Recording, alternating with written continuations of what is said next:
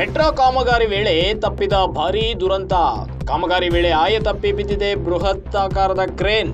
Metro girder ಜೋಡಣೆ ವೇಳೆ ಈ ಒಂದು ಘಟನೆ ನಡೆದಿದೆ. ನೀಲಿ ಮಾರ್ಗ ಮೆಟ್ರೋ ಕಾಮಗಾರಿ ವೇಳೆ ಈ ಅವಘಡ ಸಂಭವಿಸಿದೆ. Central silk board to airport ಮಾರ್ಗವಾಗಿ ನಡೀತಾ ಇರೋ ಕಾಮಗಾರಿ.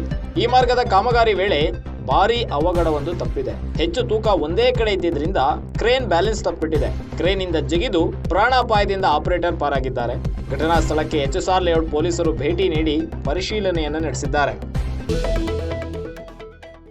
ಸಾಗರ ಬಳಿ ನಮ್ಮ ಮೆಟ್ರೋ ನೀಲಿ ಮಾರ್ಗದ ಕಾಮಗಾರಿ ವೇಳೆ ಭಾರೀ ದುರಂತವೊಂದು ತಪ್ಪಿದೆ.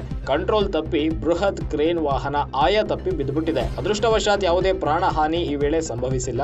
ಏನೋ ಕ್ರೇನ್ ಹಿಂದಕ್ಕೆ ತೂಕದ ವಸ್ತು ಹಾಕದೆ ಮುಂದಿನಿಂದ ಗರ್ಡರ್ ಎತ್ತಲು ಮುಂದಾದಾಗ ಬ್ಯಾಲೆನ್ಸ್ ತಪ್ಪಿಟ್ಟಿದೆ. ಈ ವೇಳೆ ಆಪರೇಟರ್ ಕ್ರೇನ್ ವಾಹನದಿಂದ ಜಿಗಿದು ಪ್ರಾಣಾಪಾಯದಿಂದ ಪಾರಾಗಿದ್ದಾನೆ. ಪ್ರಾಣ ಉಳಿಸಿಕೊಂಡಿದ್ದಾರೆ. ಮುಂಜಾನೆ 3:45 ಸುಮಾರಿಗೆ ಈ ಒಂದು ಘಟನೆ ನಡೆದಿದೆ. ಸ್ಥಳಕ್ಕೆ HSR ಟ್ರಾಫಿಕ್ ಪೊಲೀಸರು ಭೇಟಿ ನೀಡಿ ಪರಿಶೀಲನೆಯನ್ನು ನಡೆಸಿದ್ದಾರೆ.